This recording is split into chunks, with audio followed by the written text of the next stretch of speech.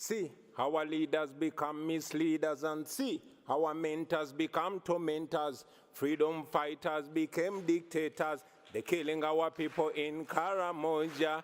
We are fighting for freedom. Thank you. Thank you. Thank you for the opportunity to share my story, which also represents the story of very many Ugandans that have endured human rights violations for the last 36 years. I never intended to get into politics, and neither did I pay much attention to the political space until my personal consciousness was awakened rudely by my personal humiliation at the hands of a security operative. I'm a musician, and in 2005, I was the hottest artist in town, singing about parties and girls and money. And so, like any other 23-year-old who is successful, I went out and bought a big fancy car, a Cadillac Escalade with spinning wheels and a personalized number plate, Ghetto. One day, I was at a nightclub in Kampala when a security operative pulled me out of my brand new car, slapped me in the face, and put a gun on my head. And he asked me, "Yo, why are you showing off? Don't you know that this country has owners?" I drove away humiliated, and this horrible feeling was all over me, a feeling of you deserved it. Because he was right. I thought I was safe as a celebrity, partying with the rich and powerful military generals, whining and dining with them. But I did not know that it didn't change the reality that I was just a boy from the ghetto, and that I would not be free from their oppressive rule until everyone in Uganda was free. That incident reminded me of the humiliation that many Ugandans faced every day. I couldn't forgive myself for having allowed my temporary and deceptive comfort and elevation from society to blind me from the plight of my fellow disadvantaged people. And I decided on that day that moving forward, I would be a voice of social justice. For 36 years, Uganda has been under the rule of General Yoweri Museveni. More than 85% of Ugandans have never seen another president in their lifetime. Not because the law allows it, no, but because he has always changed the constitution with the help of a compromised parliament, and he has always rigged elections with the help of a personalized military. But regardless of all this, the Western world continued to tolerate and enable General Museveni because he is considered a useful dictator, good for regional security and national stability, even if he bends a few rules. But that's not true. General Museveni rules Uganda with an iron hand. He deploys the military against the citizens and students. Those who oppose him are either put in prison, tortured, or killed. His administration ranks one of the most corrupt in the world. His family members and henchmen have plundered our nation at the expense of healthcare, education, and other social services.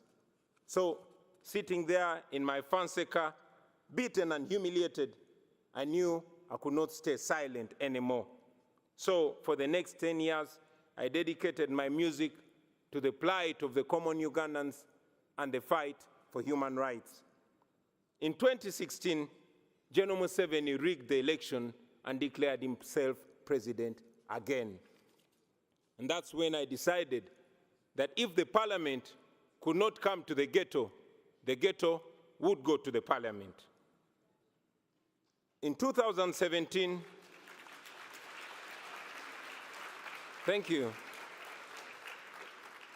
In 2017, I decided to run for a parliamentary seat. Our constituency campaign turned into a national campaign, and we won the seat with 80%. Then we started the People Power movement to awaken a generation of young Ugandans talking to them about democracy, and explaining to them why they must get involved. This annoyed General Museveni, and from then we were branded as enemies. In 2018, while on a campaign trail in the northern Ugandan district of Arua, General Museveni decided that it was too much for him to take. He alleged that our supporters had stoned his motorcade, and for that reason, the military was given orders to shoot and kill. I had just stepped out of my car when suddenly I heard gunshots, blah, blah, blah.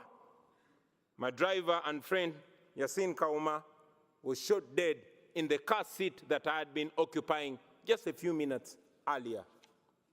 I took a picture of him and tweeted it, him lying in a pool of blood. I tweeted it with the caption, "Police has shot my driver dead, thinking they've shot at me."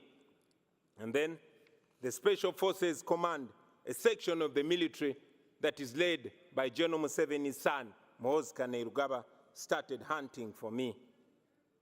For the next 8 hours, I hid in a random hotel room as they broke down every single door looking for me.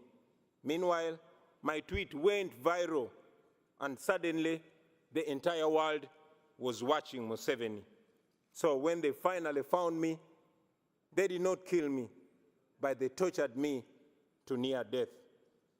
I was detained in a military base for several days. Not even my family knew where I was. I later learned that people protested in very many parts of the world calling for my release. And for this, I am forever grateful, because if it was not for that pressure, I'm sure I would not be alive to talk to you today. In a military court, I was charged with the offense of annoying the president, treason, and illegal possession of firearms. They displayed 2 machine guns to prove that. And of course, these were trumped-up charges. Out of shame, the firearms charges were later dropped and the guns disappeared. 2.5 years later, that case has not been heard. So, in 2019, I announced that I was running for president. Now, under General Museveni's Uganda, that means 3 things. It either means prison, or being forced into exile, or death. But we were ready for all that. And yes, that's exactly what happened. We endured the most horrifying campaign, the most violent campaign, the most brutal and murderous campaign you can ever imagine. In November 2020, I was arrested for allegedly violating COVID-19 regulations, a convenient excuse for Museveni to suppress his political opponents. Our supporters protested against my illegal detention, and the military went on rampage. They shot and killed hundreds of people. But of course, General Museveni came out and said that they killed only 54 protesters. Thousands were arrested, and instead of the accountability for the massacre, General Museveni came out and praised the military for a job well done. A few days later, my bodyguard and friend, Frank Senteza, was deliberately run over and killed by a military police car. Thousands of our supporters were then abducted by security operatives in unmarked vehicles called drones in Uganda. And as I speak to you right now, many are still missing, while others are still in illegal detention, simply for supporting me and our party. Those who were lucky to return, they came back with severe torture marks and horrifying stories. Stories of eyes and fingernails plucked out, stories of men being castrated and women being raped in detention. But we never gave up, and we will never give up. It wasn't me challenging General Museveni. No, it was an entire generation. And for the first time, there were no tribal lines, there were no religious lines, there were no class lines. The entire population was speaking with one big voice. all our people were saying people power is our power. It was the biggest public phenomenon that I had ever seen. Now, I had been a celebrity. I had done hit songs. I knew what it meant to be famous and having people chant your name wherever you go. But this was different. On election day, after casting my ballot, I went home only to find my house surrounded with hundreds of soldiers. And later I learned that the same was happening to all our party offices across the country. The internet was switched off. Mainstream media was placed under strict censorship. Any radio station that dared to report on the election was immediately shut down. Radio presenters and journalists were arrested. And so in this complete blackout, General Museveni declared himself winner of the election again. International authorities challenged the results as fraudulent, not free, and not fair. But I remained under house arrest for the next 11 days. Ladies and gentlemen, it is not an exaggeration to say that my life is in danger because I live in Uganda, and after here, I am going back to Uganda. I have lost friends and colleagues at the hands of security forces. I have been arrested and charged very, very many times, and my only crime has been challenging General Museveni's dictatorship. I'm therefore here to tell the world with clarity that General Museveni is not the leader you think he is. He is a threat to the people of Uganda, and yes, he's a threat to the entire region. The international community has already recognized that the 2021 election in Uganda was neither free nor fair. And it's important that these words are followed with firm actions. First, we call upon the world leaders to stop shaking General Museveni's blood-stained hands through funding and cooperation. Secondly, we call upon the governments and organizations all over the world to impose sanctions on him and the people that he uses to torture and kill innocent citizens. Thirdly, we call upon all those who value democracy and human rights and the rule of law to isolate General Museveni because he has distinguished himself as an excellent violator of human rights who has no respect whatsoever for human life and human dignity. And fourth, we ask you to support our demands for accountability for the crimes against humanity that he has committed and continues to commit against the people of Uganda. Now, for far too long, the Western world has believed that allowing dictators to hold their nations hostage is an unacceptable cost for perceived security.